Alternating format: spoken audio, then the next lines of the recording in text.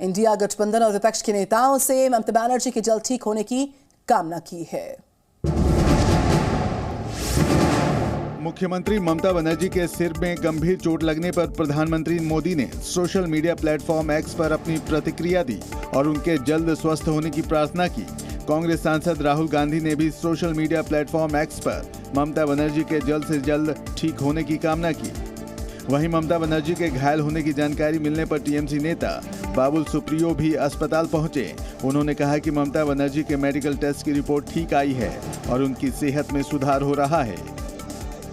तो मूल विषय ये था कि कहीं उनको सर में कोई चोट ना लगे और जब वो गिरी थी क्या कोई सर घूम गया था या कोई ब्लैकआउट हुआ था, उसके कारण तो नहीं हुआ था, ये एक बात थी। लेकिन वो लग रहा है कि रिपोर्ट जो है वो अच्छा आया है, ऐसा लग रहा है। समाजवादी पार्टी के अध्यक्ष अखिलेश यादव, आरजेडी नेता तेजस्वी यादव, लोकसभा चुनाव में टीएमसी के उम्मीदवार और पूर्व क्रिकेटर यूसुफ पठान ने भी प्लेटफॉर्म एक्स पर ममता बनर्जी की सेहत में जल्द से जल्द सुधार होने की कामना की। महाराष्ट्र की बात करें तो यहां पर सीट बंटवारे को लेकर महाविकास आघाड़ी में अभी तक सहमति बन नहीं पाई। रिपोर्ट देखिए। चुनाव आयोग कभी भी लोकसभा चुनाव की तारीखों का ऐलान कर सकता है। एनडीए और आईएनडीआईए गठबंधन अपने सहयोगियों के साथ सीटों का बंटवारा फाइनल करने में जुटे हैं। महाराष्ट्र में जहां बीजेपी ने अपने 20 उम्मीदवारों के नाम की घोषणा कर दी है, वहीं महाविकास आघाड़ी में अभी तक सीटों को लेकर सहमति नहीं बन पाई है। महाविकास आघाड़ी ने सीट शेयरिंग को लेकर मुंबई में आज शाम 4 बजे बैठक बुलाई है, जिसमें महाविकास आघाड़ी के बड़े नेता शामिल होंगे और लोकसभा सीटों को लेकर सहमति बनाने की कोशिश करेंगे। बताया जा रहा है कि कई सीटों पर कांग्रेस और शिवसेना उद्धव गुट अपनी अपनी दावेदारी ठोक रहे हैं। वहीं वंचित बहुजन आघाड़ी को सीटें देने पर भी अभी तक महाविकास आघाड़ी फैसला नहीं कर पाया है। महाविकास आघाड़ी को उम्मीद है कि आज होने वाली बैठक में सभी सहयोगी दल सभी मुद्दों को सुलझा लेंगे। राहुल गांधी की भारत जोड़ो यात्रा का 17 मार्च को मुंबई में समापन होना है। यात्रा के समापन पर राहुल गांधी मुंबई के शिवाजी पार्क में बड़ी रैली करेंगे। इसलिए महाविकास आघाड़ी राहुल गांधी की भारत जोड़ो न्याय यात्रा के मुंबई पहुंचने से पहले सीटों का बंटवारा तय करने की कोशिश कर रहा है, ताकि 17 मार्च को होने वाली रैली में महाविकास आघाड़ी अपनी एकजुटता दिखा सके।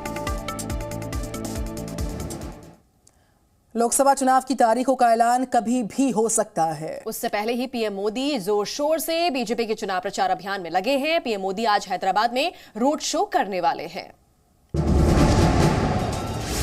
बीजेपी इस लोकसभा चुनाव में 370 प्लस का लक्ष्य लेकर चल रही है और इस लक्ष्य को पाने के लिए प्रधानमंत्री मोदी देश भर में ताबड़तोड़ रैलियां कर रहे हैं।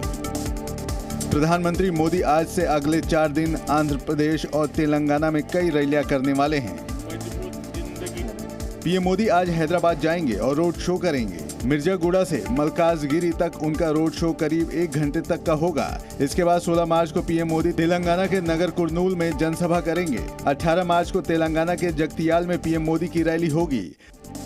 अपने हैदराबाद दौरे से पहले पीएम मोदी ने गुरुवार को दिल्ली में मेट्रो के 2 नए कॉरिडोर का शिलान्यास किया और पीएम स्वनिधि योजना के कार्यक्रम को संबोधित करते हुए पीएम मोदी ने इंडिया गठबंधन पर जमकर हमला बोला। ये जो इंडी गठबंधन है, इनकी विचारधारा क्या है? कुशासन की, करप्शन की और देश विरोधी एजेंडे को हवा देने की। बीजेपी इस लोकसभा चुनाव में सीएए को लेकर पूरे देश में सियासत जारी है। विपक्षी दल केंद्र सरकार पर लगातार हमले बोल रहे हैं, तो वहीं अब सीएए को लेकर विपक्ष पे फूट पड़ती दिख रही। 11 मार्च से पूरे देश में सीएए लागू हो गया है, जिसके बाद से पूरे देश में इसे लेकर चर्चा हो रही है। कहीं पर लोग इसके विरोध में बात कर रहे हैं तो कहीं पर लोग इसके पक्ष में बात कर रहे हैं। और इन्हीं चर्चाओं के बीच केरल के मुख्यमंत्री पिनाराई विजयन ने सीएए को असंवैधानिक बताया है और सीएए को लेकर कांग्रेस पर भी तीखा हमला किया है। पिनाराई विजयन ने कहा कि कांग्रेस नेता राहुल गांधी और उनकी पार्टी इस मामले पर पूरी तरह से चुप है। केरल के सीएम पिनाराई विजयन ने कहा कि सीएए धार्मिक भेदभाव को कानूनी वैधता दे रहा है और कांग्रेस इस मुद्दे पर पूरी तरह से चुप है। कांग्रेस सीएए के खिलाफ संयुक्त मोर्चे से पीछे हट रही है। इसके अलावा सीएम ने कहा कि कांग्रेस और उसके अध्यक्ष मल्लिकार्जुन खड़गे ने सीएए नियमों की हालिया अधिसूचना पर अभी तक कोई टिप्पणी नहीं की है। कांग्रेस पर निशाना साधते हुए सीएम विजयन ने कहा कि कांग्रेस से समर्थन नहीं मिलने के बावजूद केरल सरकार सीएए मुद्दे पर नहीं झुकेगी और न ही चुप रहेगी। देश में सीएए कानून लागू होने पर पड़ोसी देश पाकिस्तान की तरफ से भी प्रतिक्रिया सामने आई। पाकिस्तान ने भारत में लागू सीएए कानून को भेदभाव वाला बताया है। पाकिस्तान ने भारत के नए नागरिकता संशोधन कानून को लेकर बयान दिया है। पाकिस्तान के विदेश मंत्रालय ने इसे भेदभावपूर्ण वाला कानून बताया है। पाकिस्तान ने दावा किया है कि ये लोगों के बीच उनकी आस्था के आधार पर भेदभाव करता है। पाकिस्तान विदेश मंत्रालय की प्रवक्ता मुमताज जहरा बलूच ने मीडिया को संबोधित करते हुए कहा कि जाहिर तौर पर कानून और नियम भेदभावपूर्ण प्रकृति के हैं, क्योंकि ये लोगों के बीच उनकी आस्था के आधार पर भेदभाव करते हैं। मुमताज जहरा बलूच ने कहा कि ये नियम और कानून गलत धारणा पर आधारित हैं कि क्षेत्र के मुस्लिम देशों में अल्पसंख्यकों पर अत्याचार किया जा रहा है और भारत अल्पसंख्यकों के लिए सुरक्षित आश्रय स्थल है। इसीलिए पाकिस्तान की संसद ने 16 दिसंबर 2019 को कानून की आलोचना करते हुए एक प्रस्ताव पारित किया। दरअसल भारत सरकार ने सोमवार को नागरिकता संशोधन अधिनियम 2019 को लागू किया है, जिससे 31 दिसंबर 2014 से पहले भारत आए पाकिस्तान, बांग्लादेश और अफगानिस्तान के गैर मुस्लिम प्रवासियों को नागरिकता मिल सकेगी। गुरुवार को मोदी सरकार ने देश की जनता को बड़ी राहत देते हुए पेट्रोल और डीजल के दाम में 2 रुपए की कटौती की है। हालांकि इसको लेकर लोगों की जो प्रतिक्रिया है वो मिली जुली सामने आ रही है। पूरी खबर देखिए। पेट्रोल डीजल के दामों में राहत देते हुए सरकार ने 2 रुपए की कटौती की है। देश के 4 महानगरों की बात करें तो दिल्ली में पेट्रोल का नया दाम 94.72 रुपए प्रति लीटर है, जो पहले 96.72 रुपए प्रति लीटर था, जबकि डीजल 87.62 रुपए प्रति लीटर मिलेगा, जो पहले 79.62 रुपए प्रति लीटर था। ऐसे ही आर्थिक राजधानी मुंबई में पेट्रोल की कीमत 104.21 रुपए प्रति लीटर होगी, जो पहले 106.31 रुपए प्रति लीटर था। वहीं डीजल 92.15 रुपए में मिलेगा, जो पहले 94.27 रुपए प्रति लीटर था। ऐसे ही कोलकाता में पेट्रोल की कीमत 103.94 रुपए प्रति लीटर होगी, जो पहले 106.03 रुपए प्रति लीटर था। डीजल अब 90.76 रुपए प्रति लीटर में मिलेगा, जो पहले 92.76 रुपए प्रति लीटर था। चेन्नई में पेट्रोल की कीमत 100.75 रुपए प्रति लीटर होगी, जो पहले 102.63 रुपए प्रति लीटर था। चेन्नई में डीजल 92.34 रुपए प्रति लीटर मिलेगा, जो पहले 94.24 रुपए प्रति लीटर था। और चलिए ज्यादा जानकारी के लिए सीधे रुक कर लेंगे हमारी संवाददाता अनुष्का गर्ग का। अनुष्का, जिस तरह से लोकसभा चुनाव से पहले सरकार ने बड़ी राहत देने की कोशिश की है जनता को, 2 रुपए की कटौती यहां पर दामों में की गई है, दिल्ली में किस तरह की प्रतिक्रिया देखने को मिल रही है जनता में?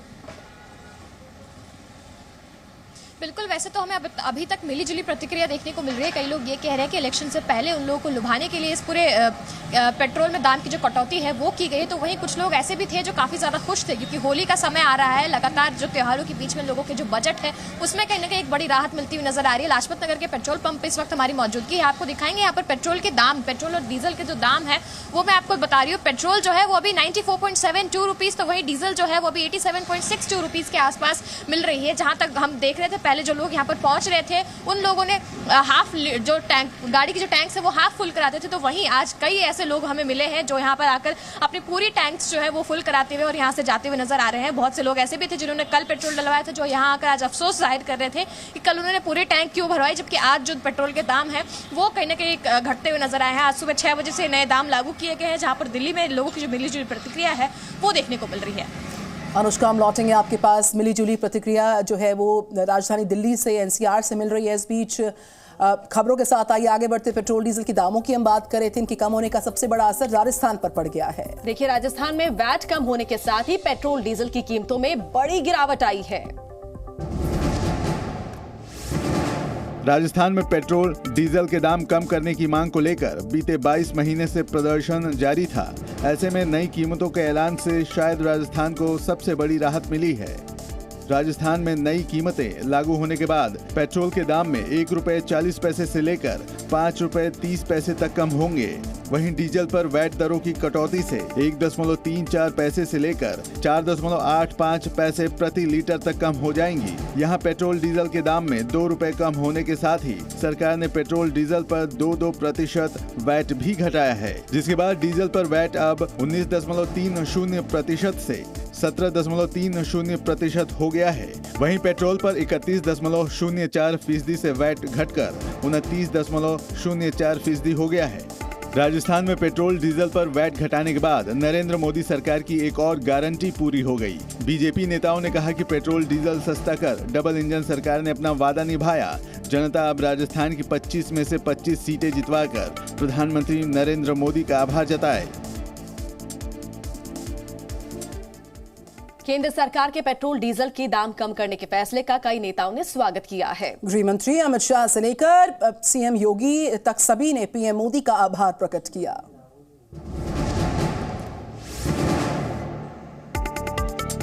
चुनावों से ठीक पहले देश में पेट्रोल डीजल के दाम कम करने के ऐलान के बाद लोगों को महंगाई से जहां थोड़ी बहुत राहत मिली है, वहीं कई मंत्री और नेताओं ने पीएम मोदी का आभार जताया है। केंद्रीय पेट्रोलियम मंत्री हरदीप सिंह पुरी ने सोशल मीडिया प्लेटफॉर्म एक्स पर लिखा कि पेट्रोल और डीजल के दाम 2 रुपए कम करके देश के यशस्वी प्रधानमंत्री श्री नरेंद्र मोदी ने एक बार फिर साबित कर दिया कि करोड़ों भारतीयों के अपने परिवार का हित और सुविधा सदैव उनका लक्ष्य है। वहीं गृह मंत्री अमित शाह ने भी सोशल मीडिया प्लेटफॉर्म एक्स पर पीएम मोदी का आभार जताया है। सीएम योगी ने भी सोशल मीडिया पर लिखा, लोक कल्याण मोदी की गारंटी है। आदरणीय प्रधानमंत्री श्री नरेंद्र मोदी जी के दूरदर्शी नेतृत्व में आज पेट्रोल और डीजल के दामों में प्रति लीटर 2 रुपए की कटौती का निर्णय अभिनंदनीय है। समाज के हर वर्ग को लाभान्वित करते इस निर्णय के लिए आपका हार्दिक आभार प्रधानमंत्री जी।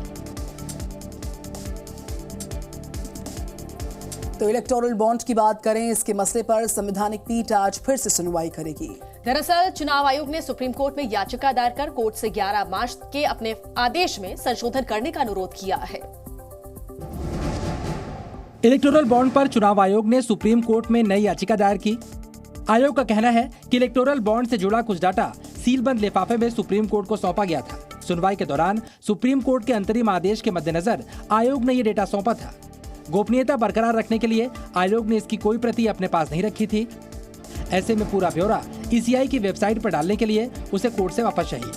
आयोग ने ये लिफाफे कोर्ट से वापस मांगे हैं।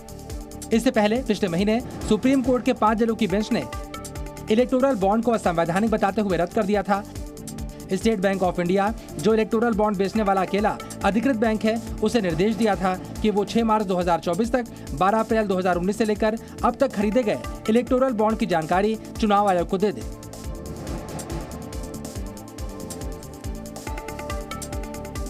चुनाव आयोग ने इलेक्टोरल बॉन्ड के आंकड़े सार्वजनिक कर दिए हैं। आयोग को आंकड़े अपलोड करने के लिए आज शाम तक का समय दिया गया था, लेकिन उससे पहले ही आंकड़े जारी कर दिए गए।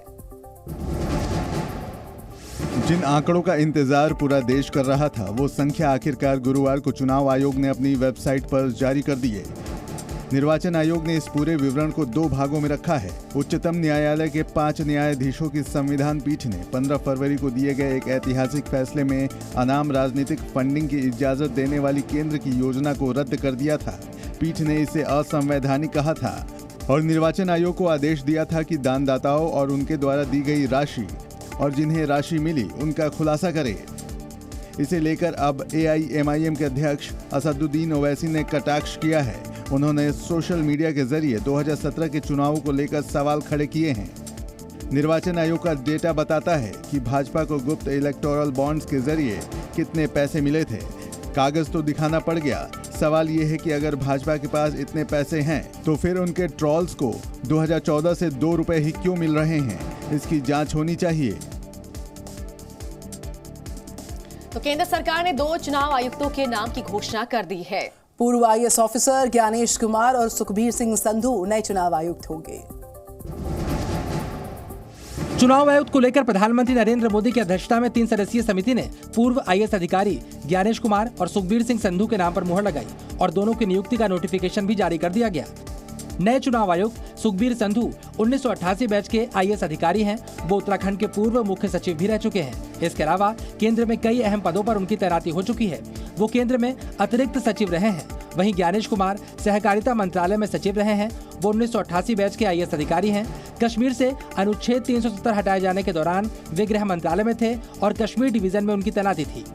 3 सदस्यीय समिति में शामिल कांग्रेस नेता अधीर रंजन चौधरी ने दोनों चुनाव आयुक्तों की नियुक्ति पर विरोध जाहिर किया। उन्होंने कमेटी में CGI को नहीं रखने पर सवाल खड़े किए। जिनको सिलेक्शन कमेटी में रहने के लिए सुप्रीम कोर्ट ने सलाह दिए थे वो नहीं रखा गया और उसके बदले में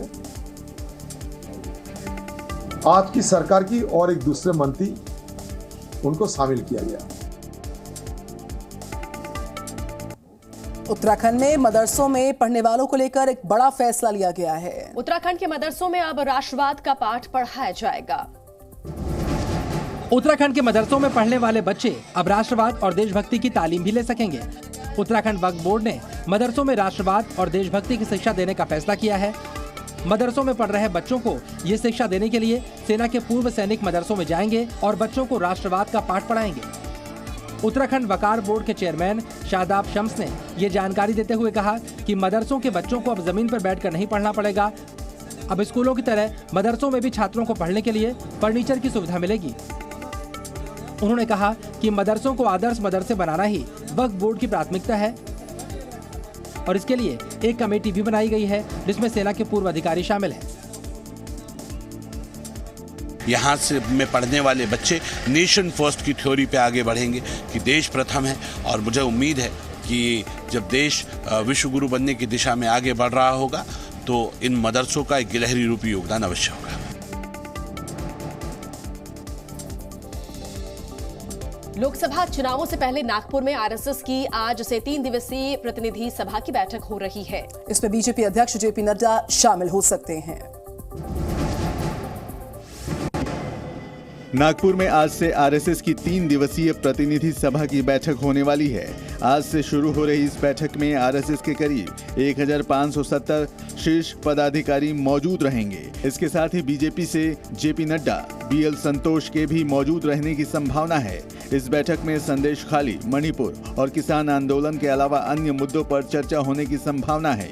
आरएसएस इन मामलों पर अपने कार्यकर्ताओं की प्रतिक्रिया सुनेगा और भविष्य का रोड मैप तैयार करेगा। आरएसएस प्रतिनिधि सभा की बैठक में एक नया सह कार्यवाह या महासचिव चुना जाएगा, इसलिए ये बैठक अहम है। वर्तमान महासचिव दत्तात्रेय होसबोले हैं। इसकी संभावना है कि उन्हें दोबारा पद मिल सकता है क्योंकि आरएसएस अपने शीर्ष पदाधिकारियों को कई कार्यकाल देने के लिए जाना जाता है। आरएसएस में इसके लिए हर 3 साल में चुनाव होते हैं। बैठक में आरएसएस 2-3 प्रस्ताव भी पारित करेगा। सामाजिक राजनीतिक मसलों पर चर्चा होगी। समाजवादी पार्टी के नेता और पूर्व मंत्री गायत्री प्रसाद प्रजापति के ठिकानों पर ईडी की रेड और रेड के बाद ईडी ने गायत्री प्रसाद के बेटे को गिरफ्तार कर लिया। उत्तर प्रदेश के पूर्व मंत्री गायत्री प्रजापति के घर ईडी की टीम ने छापेमारी की। गायत्री प्रजापति और उनके परिवार के सदस्यों के खिलाफ अवैध रेत खनन और आय से अधिक संपत्ति रखने के मामले में ईडी की कार्रवाई हुई है। इस मामले में ईडी ने मनी लॉन्ड्रिंग का केस दर्ज किया हुआ है, जिसे लेकर अधिकारियों ने 1 दर्जन से ज्यादा स्थानों पर छापेमारी की। लखनऊ, अमेठी, महाराष्ट्र में मुंबई और दिल्ली में गायत्री प्रजापति और उनसे जुड़े लोगों के ठिकानों पर छापेमारी की गई। ईडी की टीम ने गायत्री प्रसाद प्रजापति के कथित महिला मित्र गुड्डा देवी के ठिकानों पर भी छापेमारी की और सूत्रों की माने तो गुड्डा देवी के घर से भारी मात्रा में कैश बरामद हुआ, जिसके बाद कैश गिनने के लिए मशीन बुलानी पड़ी। रेड के बाद ईडी ने गायत्री प्रसाद प्रजापति के बेटे अनुराग प्रजापति को गिरफ्तार कर लिया। गायत्री प्रसाद प्रजापति के दोनों बेटों के ऊपर आय से अधिक संपत्ति के मामले दर्ज हैं। ईडी की रेड के दौरान गायत्री प्रजापति की पत्नी महाराजी प्रजापति की तबीयत बिगड़ गई, जिन्हें इलाज के लिए अस्पताल में भर्ती कराया गया। उत्तर प्रदेश के इटावा में एएनएम की छात्रा की हत्या के बाद हड़कंप मच गया। घटना के दौरान गुस्साए छात्रों ने खूब हंगामा किया है।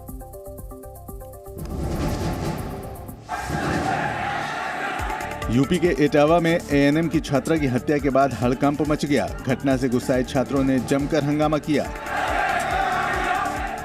मरने वाली छात्रा औरैया जिले की रहने वाली थी और सैफई यूनिवर्सिटी में एएनएम की फर्स्ट ईयर की पढ़ाई कर रही थी। बताया जा रहा है कि छात्रा अपनी दोस्त को फोन देकर कैंपस से बाहर निकली थी। जब छात्रा काफी देर तक नहीं लौटी तो पुलिस को जानकारी दी गई, जिसके बाद पुलिस ने छात्रा के शव को सड़क के किनारे से बरामद किया।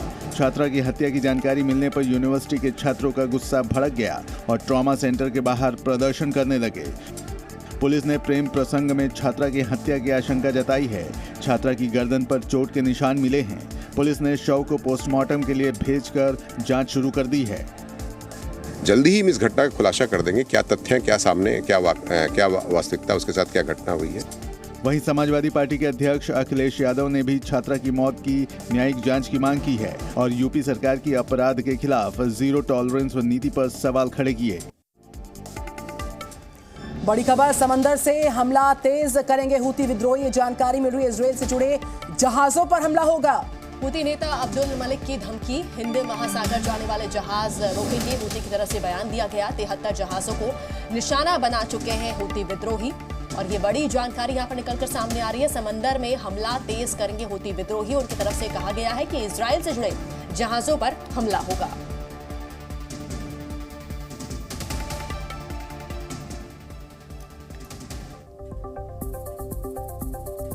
रूस में राष्ट्रपति के चुनाव के लिए आज से मतदान शुरू हो रहा है। माना जा रहा है कि इस बार के चुनाव में भी पुतिन की ही जीत होगी।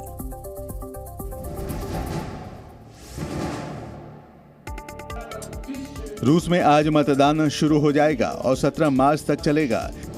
यूक्रेन के साथ चल रहे युद्ध के बीच रूस में चुनाव होने से व्लादिमीर पुतिन को रिकॉर्ड 5वां कार्यकाल मिलने की उम्मीद है। रूस में इस चुनाव में यूक्रेन के कुछ हिस्से भी शामिल हैं, जो अब चल रहे संघर्ष के बीच रूसी नियंत्रण में हैं। यदि पुतिन फिर से चुने जाते हैं तो पुतिन कम से कम 2030 तक सत्ता में बने रहेंगे। साल 2021 में पुतिन ने एक ऐसा संवैधानिक संशोधन किया था जिसके तहत वो 2036 में होने वाले राष्ट्रपति पद का चुनाव लड़ सकते हैं। पुतिन ने 2000 से 2008 और 2012 से 2024 तक राष्ट्रपति के रूप में अपने कार्यकाल के अलावा 2008 से 2012 तक रूस के प्रधानमंत्री के रूप में भी कार्य किया है। ये चुनाव जीतने के बाद पुतिन रूस में सबसे लंबे समय तक शासन करने वाले बन जाएंगे। इस बार के चुनाव में रूस के केंद्रीय चुनाव आयोग ने पुतिन का विरोध करने के लिए केवल 3 उम्मीदवारों को मंजूरी दी है।